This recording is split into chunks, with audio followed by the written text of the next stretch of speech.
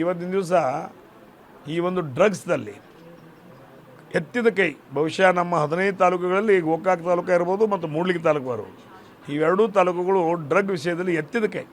ಯಾಕಂದರೆ ಆ ಒಂದು ತಾಲೂಕಿನ ಆ ಒಂದು ಭಾಗದ ಮೂಡ್ಲಿಗಿ ತಾಲೂಕು ಇರ್ಬೋದು ಮತ್ತು ಗೋಕಾಕ್ ತಾಲೂಕು ಇರ್ಬೋದು, ಅಲ್ಲಿ ಇರ್ತಕ್ಕಂಥ ಹುಡುಗರ ಆರೋಗ್ಯದ ಬಗ್ಗೆ ಅವ್ರ ಗಮನಿಲ್ಲ, ಹಣದ ಬಗ್ಗೆ ಗಮನದ, ಹಪ್ತಾ ಬಗ್ಗೆ ಗಮನದ, ದುಡ್ಡಿನ ಬಗ್ಗೆ ಗಮನದ.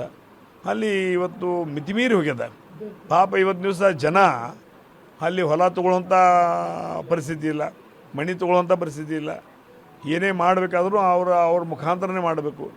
ಇಂಥ ಒಂದು ಮಟ್ಟಕ್ಕೆ ಬಂದಾರೆ. ಕಡೆಗೆ ವಿಷ ಕುಡಿಬೇಕಾದ್ರೂ ಸಹಿತ ಅವ್ರನ್ನ ಕೇಳಿ ಕುಡಿಬೇಕು ಅನ್ನೋಂಥ ಮಟ್ಟಕ್ಕೂ ಜನ ಸಾಕಷ್ಟು ಜನ ಬಂದಿದ್ದಾರೆ.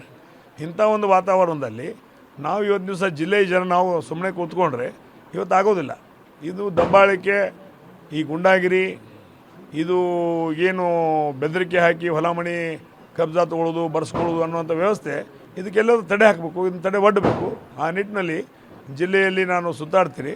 ಸುತ್ತಾಡೋದ್ರ ಮುಖಾಂತರ ನನಗೆ ಅವಶ್ಯ ಬಂದರೆ ಗೋಕಾಕ್ ಇರ್ಬೋದು, ಅರಮಾವಿ ಕ್ಷೇತ್ರ ಇರ್ಬೋದು, ನಿಪ್ಪಾಣಿ ಕ್ಷೇತ್ರ ಇರ್ಬೋದು, ಬರುವಂಥ ದಿನಮಾನಗಳು ಯಮಕಡಿ ಮಾತಾ ಕ್ಷೇತ್ರ ಇರ್ಬೋದು, ಅಲ್ಲಿ ಯೋಗ್ಯವಾಗಿರ್ತಕ್ಕಂಥವ್ರು ನಿಲ್ಲಿಸೋದ್ರ ಮುಖಾಂತರ ಅವರಿಗೆ ತಕ್ಕ ಉತ್ತರವನ್ನು ಕೊಡುವಂಥ ಶಕ್ತಿ ನನಗಿದೆ. ಅದು ಕೊಡ್ತೀನಿ ಅನ್ನೋ ಮಾತನ್ನು ಹೇಳ್ತೀನಿ. ಗೋಕಾಕ್ ಮಾದರಿ ಕ್ಷೇತ್ರ ಆಗಿ ಮಾಡ್ತೀವಿ, ಗೋಕಾಕ್ ರೀತಿ ಹುಕ್ಕೇರಿ ಅನ್ನುವಂಥ ಮಾತನ್ನು ಕೂಡ ಹೇಳಿದರು.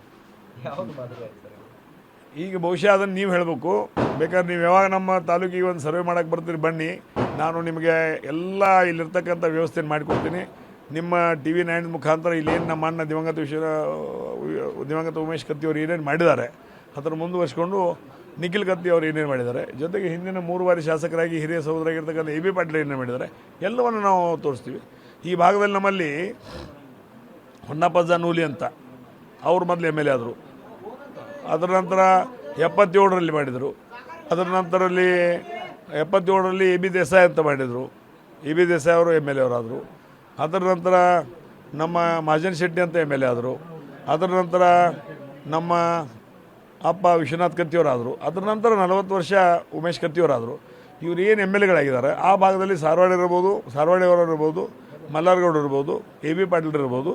AB ಪಾಟೀಲರು 3 ಬಾರಿ ಶಾಸಕರಾಗಿದ್ದಾರೆ, ಮಲ್ಲಾರಗೌಡರು 4 ಬಾರಿ ಶಾಸಕರಾಗಿದ್ದಾರೆ, ಮಂತ್ರಿಗಳಾಗಿದ್ದಾರೆ, AB ಪಾಟೀಲರು ಮಂತ್ರಿಗಳಾಗಿದ್ದಾರೆ, ಸಾರವಾಡಿಯವರು ಇರ್ಬೋದು. ಎಲ್ಲರೂ ಆಗೋದ್ರ ಮುಖಾಂತರ ಇಷ್ಟು ಹಲವಾರು ಜನ ನಾವು ಶಾಸಕರಾಗಿದ್ದರೂ ಸಹಿತ ಇಲ್ಲಿವರೆಗೆ ಹುಕ್ಕೇರಿ ತಾಲೂಕಿನ ಒಂದು ಗುಂಟೆ ಜಮೀನು ಯಾರ್ದು ಬರ್ಸ್ಕೊಂಡಿಲ್ಲ, ಯಾರ್ದು ಮಣಿನೂ ಬರ್ಸ್ಕೊಂಡಿಲ್ಲ.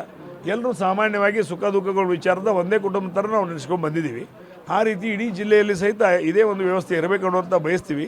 ಆ ನಿಟ್ಟಿನಲ್ಲಿ ಮುಂದಿನ ದಿನಮಾನಗಳಲ್ಲಿ ಅದಕ್ಕೆ ಏನೇನು ಬೇಕೋ ಆ ಎಲ್ಲ ವ್ಯವಸ್ಥೆಗಳು ಮಾಡುವಂಥ ಪ್ರಯತ್ನ ಮಾಡ್ತೀನಿ.